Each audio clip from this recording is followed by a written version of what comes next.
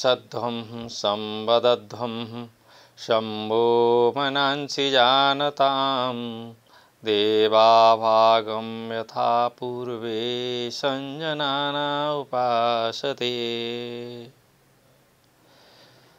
श्रीमद् भगवत गीताको यो दिव्य सत्सङ्गमा यहाँहरूलाई सधैँ चाहिँ हार्दिक स्वागत गर्दछु। म डाक्टर गोविन्द शरण उपाध्याय न्युज नेपाल टेलिभिजनको सन्दर्भमा र न्युज नेपाल टेलिभिजनबाट। श्रीमद् भगवत गीता एउटा अद्भुत ग्रन्थ हो जसबाट हामीले जस्तो चाह्यो त्यस्तै सार निकाल्न सक्छौँ। जीवनोपयोगी, आध्यात्मोपयोगी, मोक्षोपयोगी उपदेशहरू प्राप्त गर्न सक्छौँ। प्राप्त गरेर त्यसलाई व्याख्या विश्लेषण गर्न सक्छौँ र अन्ततः जीवनमा त्यसलाई अवतरित गरेर धारण गरेर भौतिक जीवनलाई सुखमय बनाउनुका साथसाथै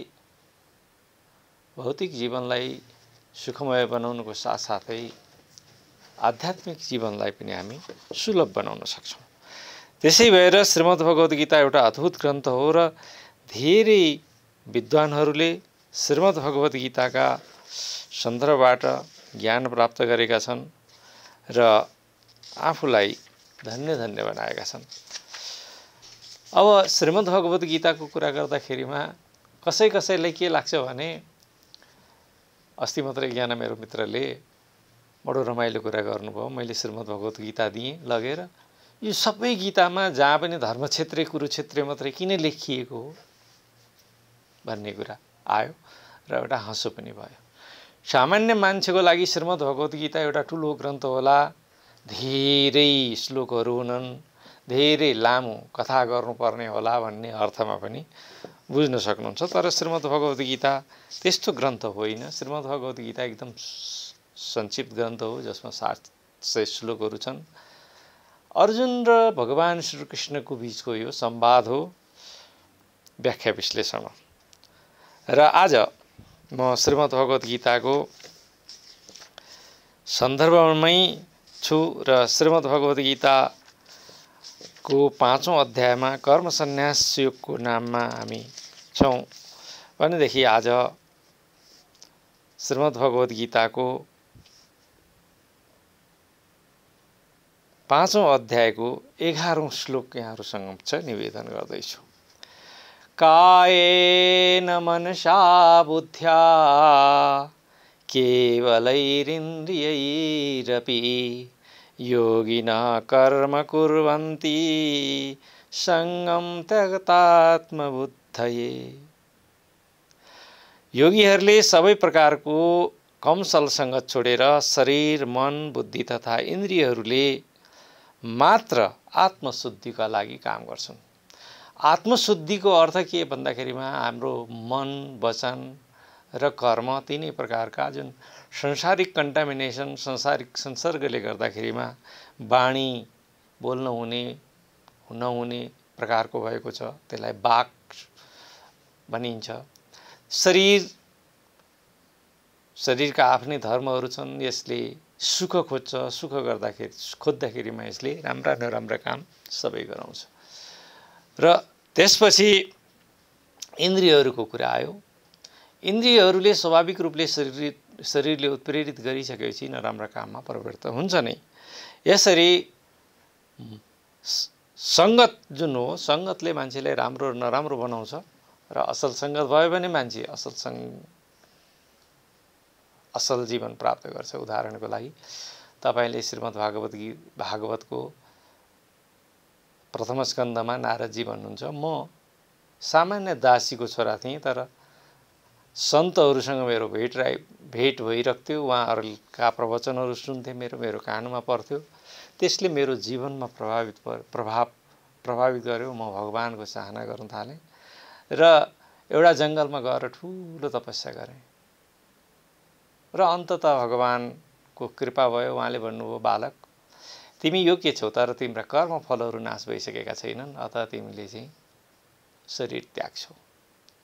त्यसपछि नारदजी जुन बालक थिए, दासी पुत्र थिए, उसको शरीर त्यागे उनले र अन्ततः ब्रह्माजीको मानसपुत्रको रूपमा उहाँको जन्म भयो, देवर्षिका रूपमा उहाँ प्रख्यात हुनुभयो। एउटा सानो सङ्गतले, सत्सङ्गले गर्दाखेरि नारदजीको जीवन चाहिँ त्यसरी रूपान्तरित भयो। त्यही श्रीमद् भागवतको 6औं स्कन्धमा अजामिलको प्रसङ्ग आउँछ। सुन्दर ब्राह्मणका कन्या पुत्र थिए उनी, तर वेश्याहरूको सङ्गतमा परे। त्यसपछि उनको दूतसँगको, उनको फलनको, उनको डिग्रेडेसनको कथा हामी सबैलाई थाहा छ। त्यही भएर यदि असल सङ्गत पाइयो भने मान्छेले असल काम गर्छ, असल चिन्तन गर्छ, असल कर्म, असल विचार गर्छ, असल कुरा बोल्छ। यदि नराम्रो सङ्गत भयो भनेदेखि उसले कर्म पनि नराम्रा हुन्छन्, चिन्तन पनि नराम्रो हुन्छ, अन्ततः गन्तव्य पनि नरक बन्छ। यस कारणले सबैभन्दा ठुलो यदि कसैलाई गाह्रो छ भनेदेखि श्री भगवान श्रीकृष्णलाई चाहिँ अर्जुनले भन्छन्, चञ्चलमे मन कृष्ण, मन चाहिँ चञ्चल छ, यसलाई चाहिँ दुःसङ्गबाट बचाउन चाहिँ हामीलाई गाह्रो छ, एकदमै बलियो छ यो भनेर भगवान श्रीकृष्णले भन्नुहुन्छ। र जब व्यक्तिले चाहिँ कर्मफलको आशमा पर्छ भनेदेखि त्यसले बन्धन क्रिएट गर्छ। हामी बन्धन चाहँदैनौँ, मुक्ति चाहन्छौँ। बन्धन कसैलाई पनि राम्रो लाग्दैन। लेखनाथको सुन्दर कविता तपाईँले पिञ्जराको सुगा सुन्नुभएकै छु, हुनु होला। म छु परेको पिञ्जरामा, सुख शान्ति र छैन, सपना बीच पनि रतिभर छैन, मकन हरे सुख शान्ति र छैन, सपना बीच पनि रतिभर छैन। यो काम, क्रोध, लोभ, मोह, ममताको बन्धनमा परेको व्यक्तिलाई सुख शान्ति त हुनै सक्दैन। जब हामी सुखको लागि कुद्छौँ त्यति बेलै दुःख आप्त हुन्छ।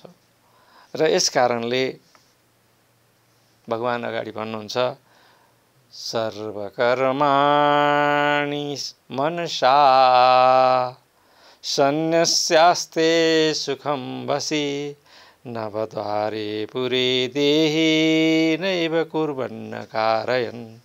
शरीरको स्वामी जीवले मानसिक रूपमै सम्पूर्ण कर्मप्रति उदासीन भई 9वटा ढोका भएको शरीरभित्र आरामसिंह निवास गर्छ। कुनै कारणले संसारमा मान्छे आइसक्यो, जीव संसारमा परिसक्यो, काम, क्रोध, लोभ, मोह यसका साथी भए, तर पनि जसलाई श्रीमद् भगवत गीताको ज्ञान छ, यो संसार अनित्य हो, जन्म मृत्यु स्वाभाविकै हुन्, र जन्म मृत्युले जुन शरीर नष्ट हुन्छ त्यो चाहिँ केवल कपडा फेरिए जस्तो हो। र असल कर्म गरेर धृति, क्षमा, दम, स्थेयम, शौचम, इन्द्रिय निग्रह, धार्मिक वृत्तिलाई स्वीकार गरेर चाहिँ व्यक्तिले असल जीवन व्यतीत गर्न सक्छ। र मूलत कुनै कारणवश यो शरीरभित्र त बन्धनमा परिसक्यो। त्यही भएर न कर्तृत्वे न कर्माणि लोकालोकस्य सृजति प्रभु, न कर्मफल संयोग स्वभावस्तु प्रवर्तते। देहधारी जीवात्माले न त कर्म गर्छ, न कर्म गर्न प्रेरित गर्छ, न त कर्मको भाव नै रचना गर्छ। यो सबै कुराहरू असलमा प्राकृतिक। यो चाहिँ सबैभन्दा महत्त्वपूर्ण श्रीमद् भगवतको गीताको भनाइ हो। हामी त केवल जीव, यो भौतिक संसारमा आइसकेपछि शरीर भनेको उसले प्राप्त गर्छ नै। र असल भित्री दृष्टिकोणले हेर्ने हो भने कुनै पनि जीवले कुनै पनि काम गरिरहेको हुन्छ, हुँदैन। किनभने शरीर चल्नुपर्छ, शरीर यात्राको लागि उसले काम गर्छ, र त्यो कामहरूले ऊ कन्टामिनेसन हुँदै जान्छ। र जीव आफै कुनै चिजको रचनाकार हुँदैन। देह जीवको हो, तर देहले आफै कुनै चिजहरू निर्मित गर्दैन। त्यही भएर नादत्ते कस्यचित् पापं न चैव सुकृतं विभो, ज्ञानेनावृतं ज्ञानं तेन मुह्यन्ति जन्तव। ईश्वरले न कसैको पाप स्वीकार गर्छन्, न त पुण्य नै। ईश्वरलाई पाप र पुण्यको कुनै अर्थ छैन। ईश्वर त ईश्वर हो, सर्वसमर्थ ईश्वर हो। वास्तवमा जीवहरू आफ्नो अज्ञानताका कारण मोहग्रस्त छन्, र त्यही मोहले गर्दा मूल ज्ञान भनेको के हो भनेदेखि म नै परमात्माको सूक्ष्म अंश हुँ, ममा सबै ती गुणहरू सूक्ष्म रूपमा छन् जुन परमात्माभित्र छन् र मेरो अन्तिम गन्तव्य पनि भगवत प्राप्ति नै हो। र यो संसार भनेको मायाद्वारा सृजित बन्धनकारी तथ्य हो भन्ने कुरा जब आत्मबोध हुन्छ नि, सुन्नु त हामीले नि सुनेका छौँ, तपाईँले नि हजारचोटि सुन्नुभएको होला, तर आत्मबोध छैन। बुद्धको कुरा सबै गर्न सक्छन्, भगवान् श्रीकृष्णको कुरा सबैले गर्न सक्छन्, रामको कुरा सबैले गर्न सक्छन्, तर रामले दिएका गुणहरू, रामले दिएका उपदेशहरू, रामबाट हामीले सिक्नु के पर्ने हो, कृष्णबाट हामीले सिक्नु के पर्ने हो, बुद्धबाट हामीले के सिक्नु पर्ने हो, त्यसको ज्ञान चाहिँ हामीलाई हुन्छ, तर त्यसको जीवनमा रूपान्तरण हुँदैन। त्यही भएर ज्ञानको मूल भनेको के भन्दाखेरिमा यो संसार चाहिँ नाशवान चाहिँ पुनरपि जननम पुनरपि मरणम पुनरपि जननी, अर्थात् फेरि जन्मनु, फेरि मर्नु, कर्म गर्नु, फेरि त्यो कर्मले अर्को कर्म फल क्रिएट गर्छ, त्यो फलमा बाँधिनु, यी सबै चाहिँ जीवका साथ हुन्छन्, ईश्वरका साथ हुँदैन। ईश्वर त साक्षी भावले हेरिरहन्छ र सन्तहरू पठाउँछ, बार बार उहाँका दिव्य सन्तहरू आइरहन्छन्, आएर चाहिँ हामीलाई उपदेश दिन्छन् र त्यो उपदेशलाई स्वीकार गर्ने नगर्ने स्वतन्त्रता ईश्वरले हामीलाई दिएको छ।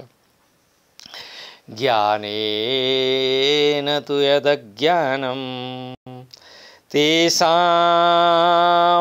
नाशितमात्मनः तेषामादित्यवज्ञानं प्रकाशयति तत्परम्।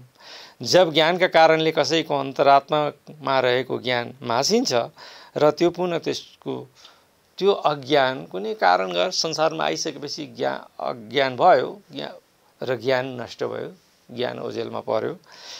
तर जब ज्ञान प्राप्त हुन्छ, त्यो ज्ञान प्राप्त हुँदा साथ जब ज्ञान प्राप्तिको अर्थ सेल्फ रियलाइजेसन भन्छन् क्या अङ्ग्रेजीमा, जब हामी रियलाइज गर्छौँ त्यो कुरालाई, रियलाइज गरिसकेपछि जीवनको दुईटा पाटा हुन्छन्।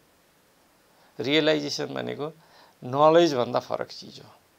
When you realise you transform yourself, but the knowing is not transforming your life. knowingले संज्ञानले नै जीवन परिवर्तित हुँदैन। हामीलाई धेरै चिजहरूको बारेमा ज्ञान हुन्छ, तर हामीले त्यो ज्ञानलाई आत्मको लागि जीवनमा चाहिँ प्रयोग गरिसकेका हुँदैनौँ। तद्बुद्धयस्तदात्मान तन्निष्ठा तत्परायण गच्छन्त्यः पुनरावृत्तिं ज्ञान निर्धूत कल्मषा। जो मानिस विवेकले अन्तरात्मा श्रद्धा एवं भक्तिमा केन्द्रित भएर आफूलाई समर्पित गर्छन्, तदीय वस्तु गोविन्द तुभ्यमेव समर्पित। हे कृष्ण, तपाईँको वस्तु हो, मैले तपाईँलाई समर्पित गरेँ, म आफैलाई पनि समर्पित गरेँ। पापोहम पापकर्माहम पापात्म पाप सम्भव। हे ईश्वर, म पाप कर्मी हुँ, मैले जीवनमा जानेर नजाने धेरै भुल गरेका छु। त्यही भएर कृष्ण, हे ईश्वर, हे ईष्टदेव, मलाई क्षमा गर्नुहोस् भनेर चाहिँ जब भगवानसित प्रार्थना गर्छ नि, त्यसपछि उसले चाहिँ जीवनमा अग्रता लिन्छ, आध्यात्मिक जीवनमा फड्को छ। विद्या विनय सम्पन्ने ब्रह्मणे गविहस्तिनी स्वनिचैव स्वपाके च पण्डिता समदर्शिन। त्यसपछि हाम्रो दृष्टिकोण समान हुन्छ। हाम्रो लागि ठुलो सानो, पाप पुण्य, असल कमसल, धनी गरिब, पहाड तराई हिमाल, यस्ता विषयहरू चाहिँ गौण हुन्छन्।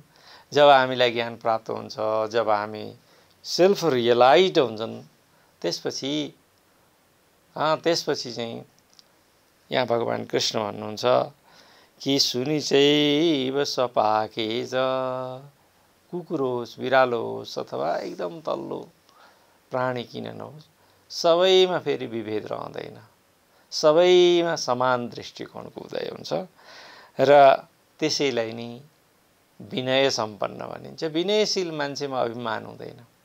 ब्राह्मण हुन्छ अर्थात् बृहत दृष्टिकोण हुन्छ।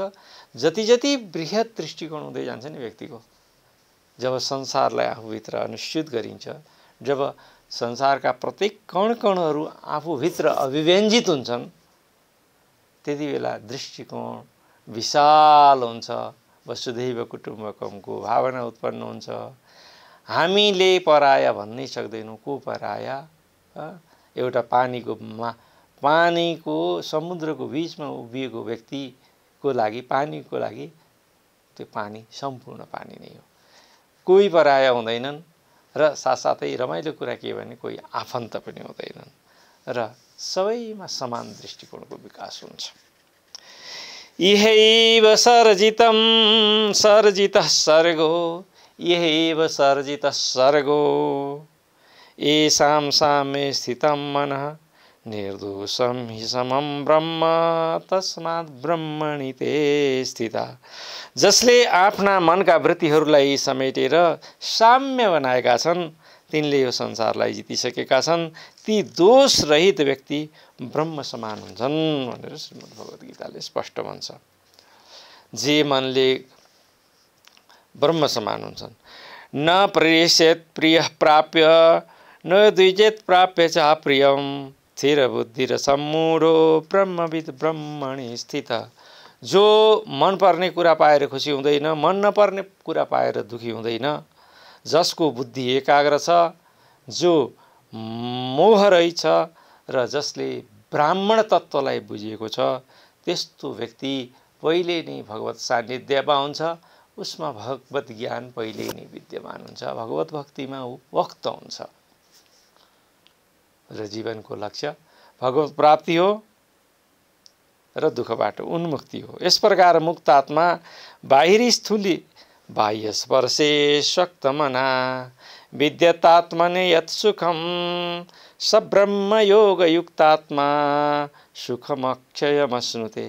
यस प्रकारका मुक्तात्मा बाहिरी स्थूल इन्द्रियतिरबाट सुखमा आकर्षित नभई आफू भित्रको सुखमा, यो चाहिँ बहुत महत्त्वपूर्ण। सुख हामीले बाहिर खोज्छौँ, ठुलो घरमा खोज्छौँ, गाडीमा खोज्छौँ, श्रीमानमा खोज्छौँ, श्रीमतीमा खोज्छौँ, छोराछोरी। अरे बाबा, उनीहरूको आफ्नो इन्डिभिजुअल लाइफ छ, उनीहरू प्रकृतिले उनीहरूलाई फरक इन्टिटी बनाइदिएका हुन् भनेदेखि सुख त कहाँ छ त भन्दाखेरिमा देवकोटाको भाषामा चाहिँ भन्ने हो भने आफू भेटाई अरूलाई दिनुमा छ। जब हामीले आफू अन्तर्मुखी भएर सम्पूर्ण ब्रह्माण्डलाई आफूभित्र अभिव्यञ्जित गर्छौँ, जब ब्रह्माण्ड नै रिफ्लेक्सन हुन सक्छ आफूभित्र, त्यसमा चाहिँ सबैभन्दा महत्त्वपूर्ण सुख छ। यदि सुख चाहनुहुन्छ भने संसारको भेदको दृष्टिकोण हटाउँ र समान दृष्टिकोणले समान अपनाउँ, अन्तरात्मामा श्रद्धाको विकास गरौँ, ज्ञान प्रति हाम्रो जुन आकाङ्क्षा हो, चाहना हो, त्यो बढ्दै जाओस्। हामीहरू हातमा सुख छ, सुख खोज्न बाहिर जानु पर्दैन। भगवान् श्रीकृष्णका यिन उपदेशले हाम्रो जीवनमा सुखको संसार होस्, दुःखहरूको चाहिँ अन्त्य होस्। ओम।